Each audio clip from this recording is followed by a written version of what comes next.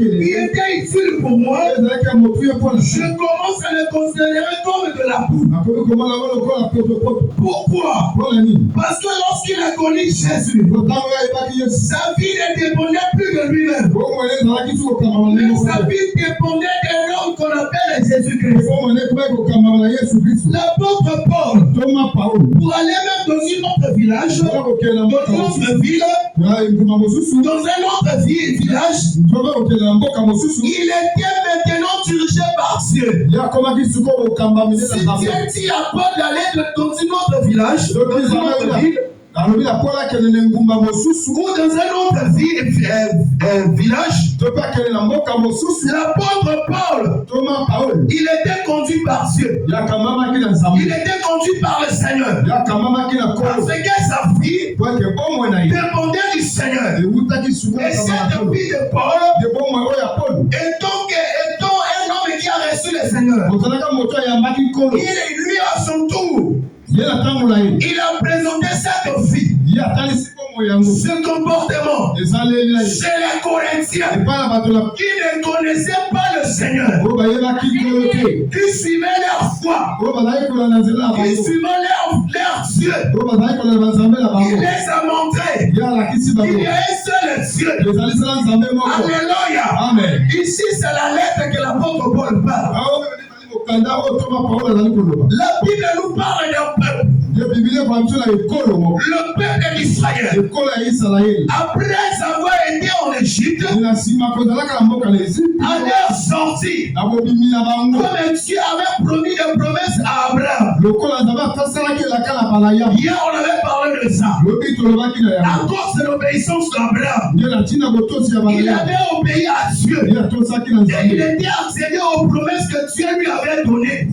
Comme Dieu avait promis à Abraham et sa postérité. Le peuple était en Égypte. Le peuple était dans la souffrance. Bien aimé dans le Seigneur. Quand tu ne connais pas Dieu, tu vas vivre dans la souffrance. Les hôtels de votre famille vont te maltraiter.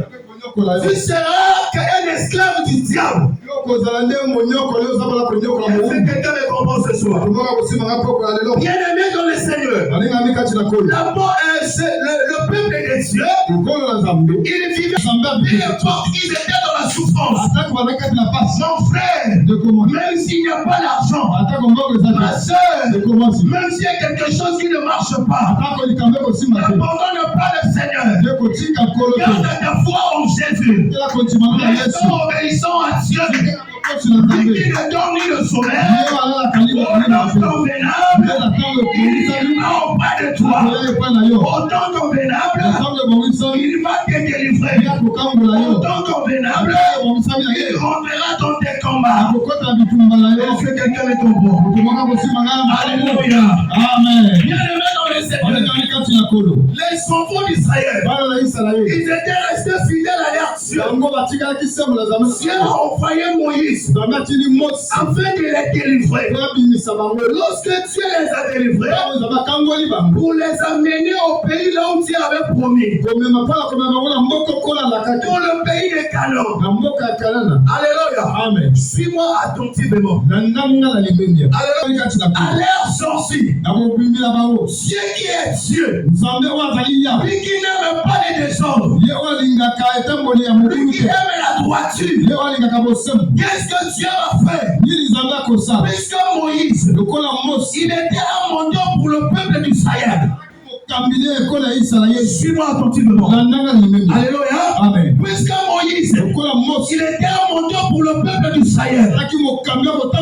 Qu'est-ce qui se passe dans un milieu, dans une société, là où il y a des gens, il faudra y avoir des mesures. Il faudra qu'il y ait des lois.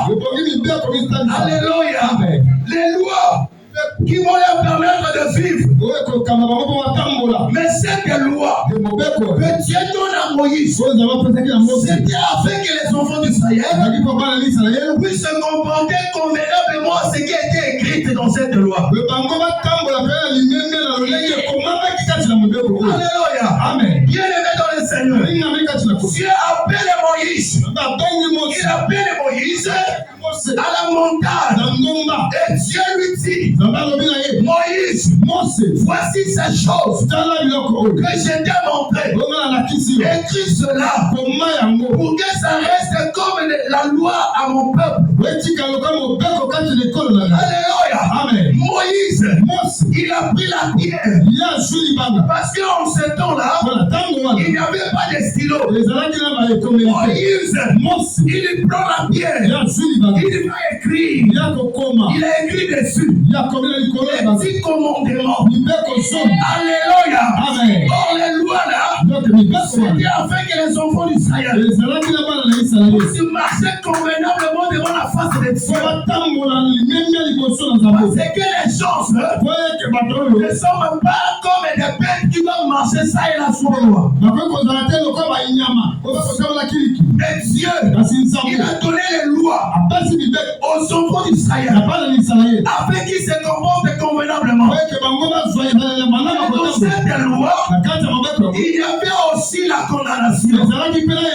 Alléluia. Amen. Lorsque les enfants de Dieu vont désobéir à cette loi, c'est la mort. Parce que la Bible dit, l'homme qui pêche, c'est celle qui mourra. Peuple de Dieu,